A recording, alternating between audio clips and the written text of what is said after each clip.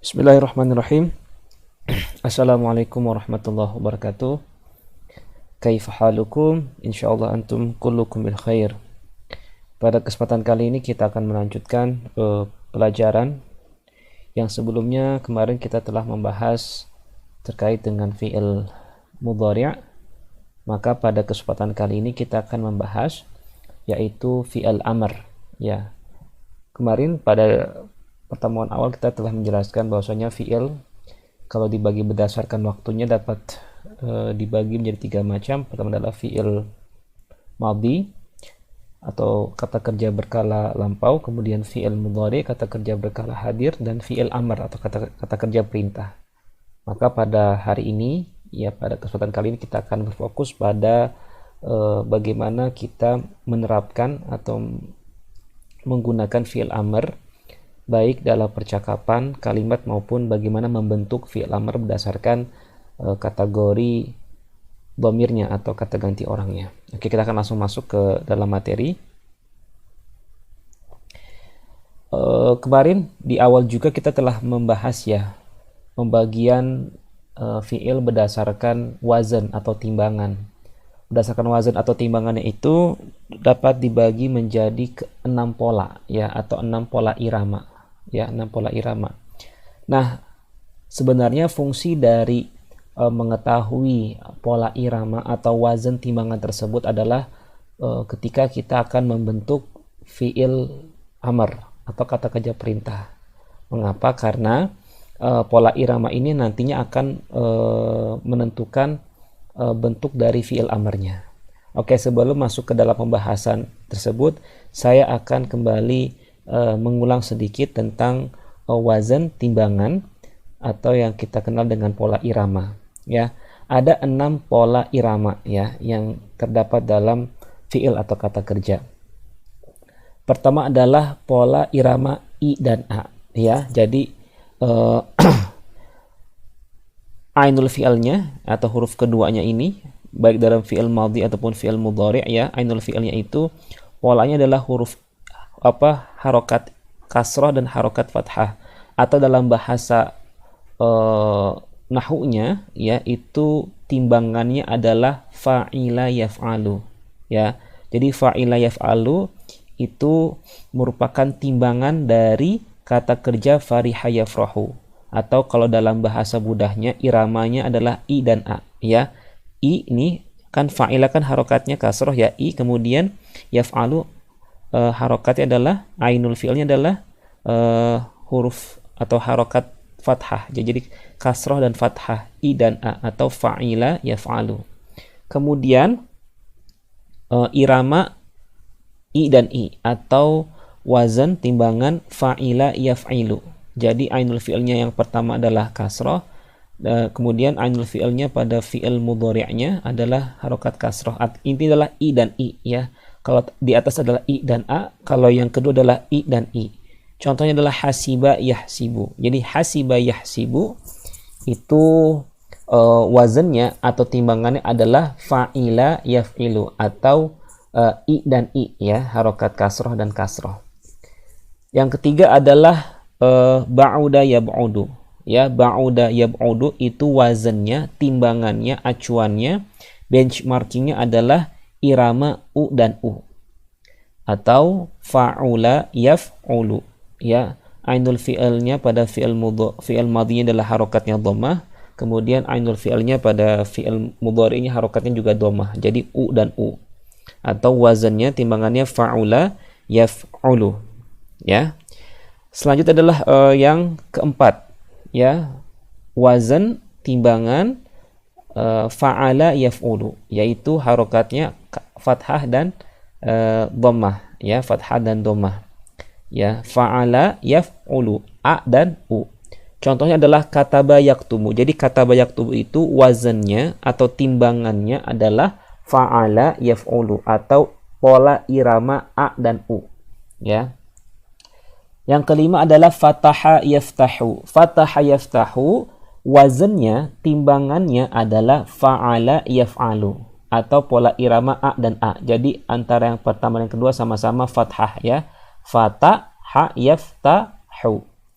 Dan yang terakhir adalah pola irama a dan i, ya, harokat fathah dan harokat kasroh. Itu terdapat dalam fi'il jalasa yajlisu, ya, jalasa yajlisu, ya, wazannya, timbangannya adalah fa'ala yaf'ilu. Oke. Sekedar tambahan, ya, untuk beberapa fi'il yang saya sebutkan dalam slide ini, beberapanya mungkin sudah dipelajari, ya, seperti kata bayak tubuh artinya menulis, jalasa yajlisu artinya duduk, fatah yaftahu ini saya akan berikan artinya, itu adalah membuka, ya, fatah yaftahu artinya membuka. Fariha yafrahu itu artinya senang, sudah dijelaskan pada materi sebelumnya. Hasiba yahsibu artinya menghitung, ya. Ya, hasiba yahsibu artinya menghitung. Ba'uda yab'utu artinya jauh, ya, menjauh. Ya, ba'uda yab'utu artinya menjauh. Oke. Ini adalah 6 pola timbangan, ya, 6 pola timbangan dalam fi'il di dalam bahasa Arab. Nah, sekarang apa sih fungsinya? Nah, fungsinya adalah untuk menentukan bentuk dari fi'il amrnya. Oke, kita akan masuk ke slide selanjutnya. Ya. Jadi, untuk fi'il yang mempunyai pola a dan u, dan u, ya, itu maka fi'il amrnya itu diawali dengan harokat dhammah, ya. Jadi seperti ini, ya, membentuk fi'il amr dalam kata kerja bahasa Arab itu cukup menambahkan prefix, ya. Menambahkan prefix, ya, menambahkan prefix atau awalan huruf alif. Nah, tapi huruf alifnya ini itu ada dua macam, antara dia harokatnya dhammah atau harokatnya kasroh. Ya, jadi hanya ada dua prefix. Pertama, alif berharokat dhammah atau u, atau alif berharokat kasroh atau i. Nah, dalam konteks yang pertama adalah ketika fiilnya itu, ya, polanya a dan u, contoh kata bayak tubuh. Yang kedua ada ba'uda yab'udu, maka dia prefiksnya untuk membentuk fiil amrnya adalah menggunakan u. Ya, sebenarnya cukup mengacu kepada harokat dari fi'il mudhari'nya saja. Kalau dia dhammah, ya, meskipun berbeda, ya. Kalau yang pertama itu fi'il madinya harokatnya fathah, kemudian kalau yang kedua fi'il madinya harokatnya dhammah, tapi ini adalah mengacu kepada harokat dari fi'il mudhari'nya, ya. Kalau misalkan harokatnya dhammah, intinya pasti menggunakan u, ya, atau prefix u untuk fi'il amrnya. Contoh kata bayak tubuh uktub, ya, ba'uda yab'udu ub'ud, ya, ub'ud.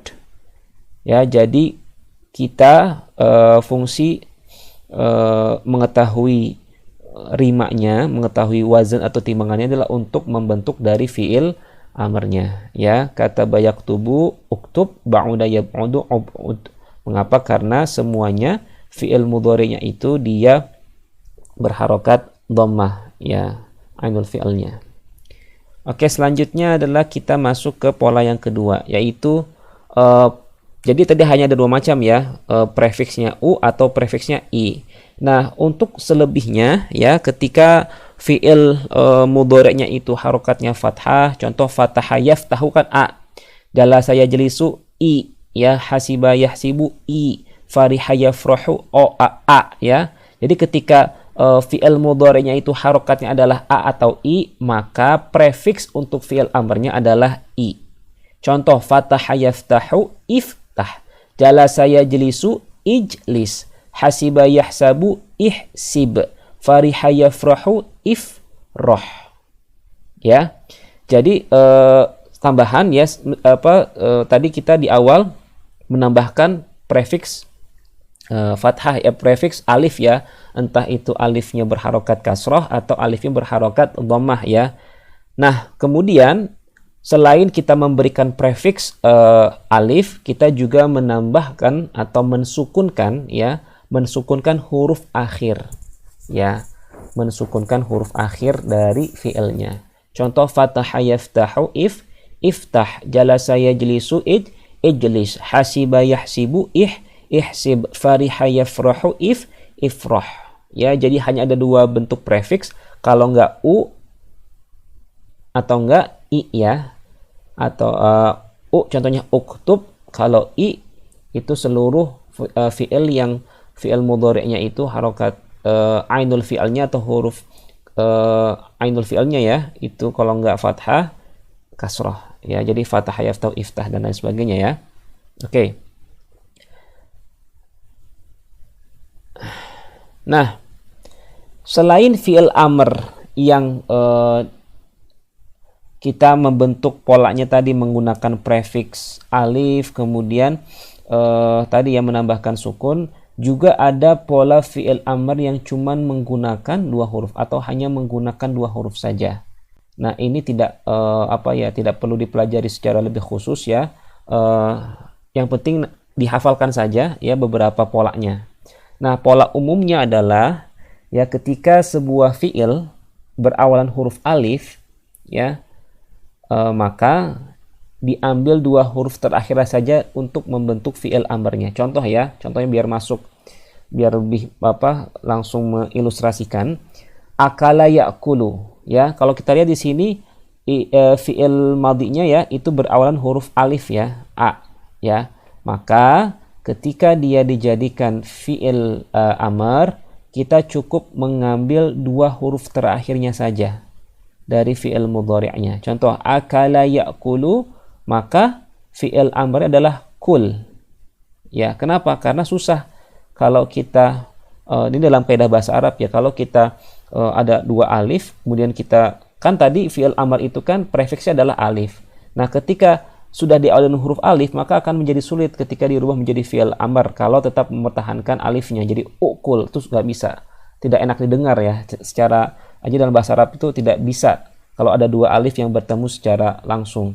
Maka dia fi'il amrnya dibuat atau dibentuk dengan mengambil dua huruf terakhir dari fi'il mudhari'nya. Contoh akala ya'kulu, apa huruf terakhirnya? Kulu kan? Nah, maka fi'il amrnya adalah kul. Jadi tetap mematikan huruf terakhirnya, tapi huruf keduanya tetap tidak berubah. Ya, contoh akala ya'kulu, maka fi'il amr adalah kul. Akhadha ya'khudhu, apa fi'ilnya itu berawalan huruf apa? Huruf alif ya. Maka ketika dia dibentuk menjadi fi'il amr, maka kita mengambil dua huruf terakhir. Apa ini? Khudhu. Nah, kemudian tinggal mensukunkan atau mematikan huruf terakhirnya menjadi khudh ya. Akala ya'kulu kul, akhadha ya'khudhu khudh ya, akhadha ya'khudhu khudh, akala ya'kulu kul. Nah, selain fi'il yang dia berawalan huruf alif, juga fi'il yang berawalan huruf waw sama ya. Ya, di awal maupun di tengah. Oke, contohnya seperti ini. Wadha'a yadha'u. Di sini kalau kita lihat ya, huruf awalnya ya, huruf pertamanya fa'ul fi'ilnya adalah huruf waw ya. Wadha'a yadha'u. Nah, maka sebenarnya ini kalau dalam pembahasan sharaf disebut dengan fi'lul mu'tal ya, tapi ini sangat rumit ya, cukup rumit, jadi saya tidak akan membahasnya secara lebih detail ya, karena pembahasannya begitu panjang ya, nanti dibagi menjadi fi'lul mu'talul awal, fi'lul mu'talul akhir dan lain sebagainya. Tapi intinya adalah saya pengen ngasih tahu ya, kalau misalkan ada fi'il yang diawali dengan huruf waw atau ya, nah dalam contohnya ini huruf waw ya, maka ketika nanti ya dia dalam bentuk fi'il amrnya juga diambil hanya dua hurufnya saja ya. Wadha'a yadha'u dha ya, untuk kasus ini cukup dihafalkan saja wadha'a yadha'u ini. Wadha'a yadha'u artinya meletakkan ya, dha artinya letakkanlah ya. Akala ya'kulu artinya makan, kul artinya makanlah. Akhadha ya'khudhu artinya mengambil, khudh berarti ambillah ya.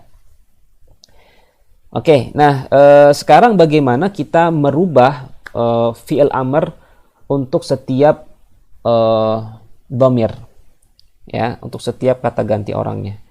Nah, ini yang lebih mudah ya dibandingkan dengan fi'il mudhari atau fi'il madhi. Ya, dalam fi'il madhi atau fi'il mudhari kita merubah setiap fi'il ke dalam 3 bentuk ya. Pertama kata ganti orang pertama, kata ganti orang kedua, dan kata ganti orang ketiga. Nah, dalam konteks fi'il amr ya, dalam fi'il amr itu kalimat kata kerja perintah itu kita hanya mengubah untuk konteksnya orang kedua saja.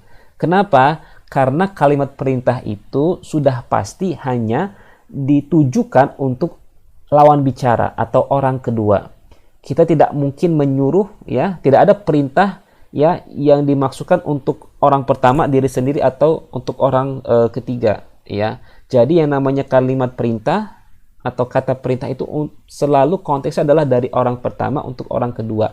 Maka perubahan fiilnya atau fiil amarnya ini hanya ditujukan untuk orang kedua saja. Maka untuk orang kedua ini kita hanya mengenal anta, antuma, antum, anti, dan antunna. Ya, karena kenapa? Karena untuk antuma sama-sama ini dapat masuk baik untuk perempuan ataupun laki-laki. Ya, jadi sangat mudah untuk fi'il amr kita hanya menghafalkan atau merubah fi'il amrnya ke dalam bentuk orang kedua saja. Oke, sekarang kita akan menggambarkan ya atau melihat bagaimana merubah fi'il amr ya untuk setiap mukhatab atau lawan bicara orang kedua. Yang pertama adalah anta atau kamu laki-laki. Nah, merubah fi'il amrnya adalah dengan pertama menambahkan prefix ya, alif. Sekali lagi prefiksnya ini tergantung ya, dia bisa u atau i ya, tergantung harokat dari fi'il mudhari'nya. Kalau harokat fi'il mudhari'nya huruf ketiganya atau ainul fi'il adalah u, maka menjadi u ya. Kalau dia a sama i menjadi i. Anta itu prefiksnya adalah huruf alif ya, kemudian ditambahkan dengan mensukunkan huruf ketiga dari fiilnya atau kata kerjanya. Contoh kataba yaktubu ya, maka untuk membentuk fiil amrnya kita menambahkan prefiksnya apa? U ya. Kemudian sufiksnya itu tidak ada sufiks, tapi kita cukup mensukunkan atau mematikan ya. Kita mematikan huruf ketiga dari fi'il amrnya ya. Jadi kata bayak tujuh menjadi uktub. Oke. Kemudian untuk antuma ini artinya kalian berdua ya, baik laki-laki maupun perempuan. Kita sama tetap menggunakan prefix ya, tidak berubah. Kemudian hanya akhirannya saja ya. Akhirannya adalah kita menambahkan alif ya, menambahkan alif setelah huruf ketiga. Nah, otomatis huruf ketiganya harokatnya berubah menjadi fathah. Contoh kata bayak tubuh untuk antuma menjadi uktuba ya. Kalau anta uktub, kalau antuma menjadi uktuba ya. Kita menambahkan di sini sufiksnya adalah alif. Ketika menambahkan sufiks alif, maka harokat huruf ketiganya berubah menjadi fathah ya, berubah menjadi fathah. Otomatis kalau ada fathah ketemu alif, maka dibaca menjadi mat atau panjang. Jadi dibacanya uktuba ya, uktuba. Oke, selanjutnya antum atau kalian laki-laki itu sama menggunakan prefiks alif yang ditambahkan dengan waw sukun plus alif. Contoh uktubu ya, di sini kita menggunakan prefiks adalah waw sukun plus alif. Ya, maka huruf ketiga dari fiilnya dirubah menjadi harokatnya adalah dhammah ya. Jadi uktubu. Sekali lagi, ketika ada harokat dhammah bertemu dengan waw sukun, maka otomatis dia dibaca panjang menjadi uktubu. Uktubu ya. Kemudian anti ya, anti itu prefiksnya adalah huruf ya sukun ya, ya sukun. Maka ketika dia ditambahkan ya sukun di akhir, harokat akhir atau harokat huruf ketiga dari fiilnya itu berubah menjadi kasroh, menjadi apa? Uktubi, uktubi ya. Ada harokat kasroh bertemu ya sukun, maka menjadi panjang bacanya ya. Jadi uktubi, uktubi. Kalau antuma ya sama ya bentuknya dengan yang pertama nih, untuk kamu dua orang laki-laki atau kamu dua orang perempuan sama ya bentuknya. Kemudian yang terakhir adalah antunna atau kalian perempuan. Antunna ya kita menggunakan sufiksnya adalah huruf na ya. Huruf na yang kemudian mematikan ya huruf ketiganya. Contoh kata bayak tubuh, kalau untuk antuna jadi uktubna ya. Di sini kita menambahkan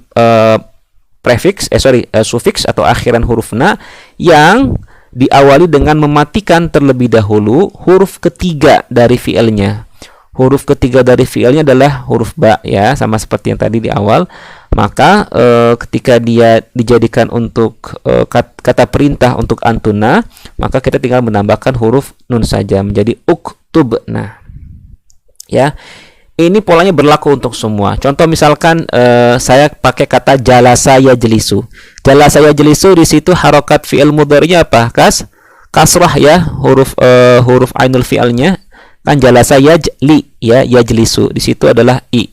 Maka fi'il amrnya menjadi ijlis ya, ijlis. Kalau untuk antuma menjadi ijlisa. Kalau untuk antum menjadi ijlisu. Kalau untuk antim menjadi ijlisi. Kalau untuk antuna menjadi ijlisna ya, ijlisna. Oke. Nah, sekarang kalau untuk fi'il amr yang hanya menggunakan dua huruf saja, apakah juga berubah? Ya, sama, dia polanya juga mengikuti yang ini ya. Prefix dan artinya dia tidak menggunakan prefix ya. Ya, karena dia hanya dibentuk oleh dua huruf, tapi sufiksnya itu mengikuti dari pola fi'il amr yang umum. Contoh ya, akhadha ya'khudhu ya, akhadha ya'khudhu itu kan berarti fi'il amrnya hanya khud ya. Ketika untuk antuma menjadi khudha, ketika untuk antum menjadi khudhu ya, ketika untuk antim menjadi khudhi, ketika untuk antuna menjadi khutna.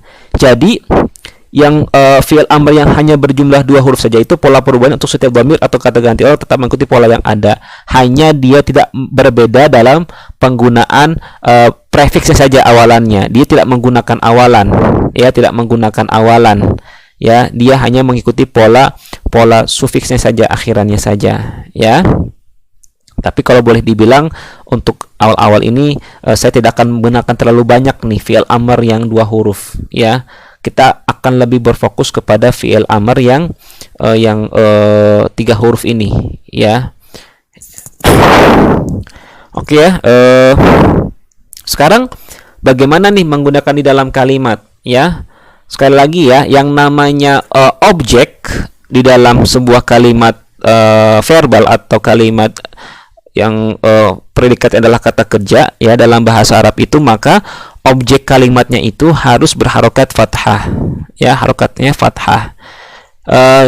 Sekali lagi, berarti kalau ada fiil ya yang membutuhkan objek, berarti itu merupakan kata kerja transitif atau fi'il muta'addi yang membutuhkan objek, yang otomatis maka kata benda yang menjadi objek dalam kalimat tersebut dia harus berharokat fathah. Contoh, uktub ad-darsa ya, tulislah pelajaran.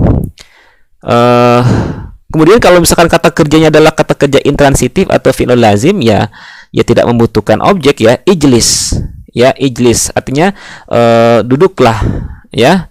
Kalau duduklah itu sudah sempurna, dia tidak membutuhkan objek lagi. Maka yang biasanya kita tambahkan adalah kata keterangan ya, ijlis alal maktab atau ijlis alal kursi, duduklah di atas kursi atau duduklah di atas meja ya, duduklah di atas kursi. Nah, kalau kata kerja intransitif atau fi'lul lazim itu berarti dia tidak lagi membutuhkan objek. Cuman biasanya kita menambahkan kata keterangan tempat. Duduklah apa? Duduklah di misalkan di atas kursi. Tapi kalau misalkan kata kerja yang bersifat transitif atau fi'lul muta'addi yang membutuhkan objek, maka setelah kata kerja biasanya kita langsung ya wajib menambahkan objeknya. Contoh, uktub ad-darsa ya, tulislah pelajaran, atau uktub al-wajibat, tulislah PR ya, gitu ya. Nah, sedikit intermezzo atau tambahan. Ya, jadi di dalam fiil amr itu ya kan, biasanya kan untuk kata ganti orang pertama ya, sorry, kata ganti orang kedua tunggal atau anta itu kan dia ujung harokatnya adalah sukun ya, sukun. Nah, jadi dalam kaidah imla atau kaidah penulisan bahasa Arab itu, kalau ada dua huruf sukun yang bertemu secara bersamaan, maka huruf sukun yang pertama diubah menjadi kasroh. Dalam hal ini, jika ada fi'il amr yang bertemu huruf sukun dalam alif lam misalnya, maka harokat sukunnya dirubah menjadi kasroh. Contoh, uktubit darsa. Nah, kenapa menjadi uktubi di situ menjadi harokatnya kasroh? Karena ya awalnya kan uktub ya, uktub berarti uktub itu ada tulislah ya, konteksnya adalah untuk anta, untuk kamu laki-laki, uktub. Nah, ketika dia bertemu dengan alif lam itu kan hurufnya sukun ya, lam sukun. Maka di situ kita merubah harokat sukunnya menjadi kasroh, menjadi uktubit darsa. Atau contoh yang kedua, khud ya, khud itu untuk anta kan, ambillah. Nah, ketika dia bertemu dengan alif lam, maka harokat dari sukun itu berubah menjadi kasroh ya, jadi bukan lagi khud al kitab tapi khudil kitabah. Sebenarnya ketika kita bilang uktub ad-darsa benar ya, tapi uktub ad-dasar juga itu lebih benar. Artinya secara umum kalau dalam bahasa Arab jarang sekali yang menulis uktub ad-darsa. Pasti harokatnya itu kalau dia bertemu alif lam atau bertemu dengan huruf sukun lainnya, maka dia dirubah menjadi kasrah, menjadi uktubit darsa atau khudil kitabah. Nah, ini hanya terkait dengan apa? Kaidah imla saja, kaidah penulisan Arab saja. Ya, dimana kalau ada dua sukun yang saling bertemu, maka sukun yang pertama itu harus dirubah menjadi kasroh ya, tapi tetap kalau misalkan itu asalnya adalah sukun uktub ad-darsa atau khud al-kitabah, tapi ketika dia bertemu dengan sukun lainnya maka berubah menjadi kasrah menjadi khudil kitabah atau uktubid darsa ya. Jadi itu saja materi kita pada kesempatan kali ini. Intinya adalah fi'il amr itu ya dapat dibagi menjadi dua macam ya. Pertama yang menggunakan prefiks dan sufiks ya, prefiks dan sufiks, dan juga yang hanya menggunakan sufiks. Nah, yang menggunakan sufiks itu adalah fi'il amr yang hanya berpola dua huruf. Yang berpola dua huruf itu bisa ditemui ya polanya kalau fi'il yang berawalan huruf alif, kemudian fi'il yang berawalan huruf illah waw sama ya. Contoh ini wada'a yada'u dha ya. Itu saja ya untuk teman-teman ya, pada kesempatan kali ini. Jika ada pertanyaan ya silahkan ditanyakan secara langsung di Google Classroom. Sekian, terima kasih, kurang lebihnya mohon maaf. Wassalamualaikum warahmatullahi wabarakatuh. Ila liqa fi usbu'il qadim.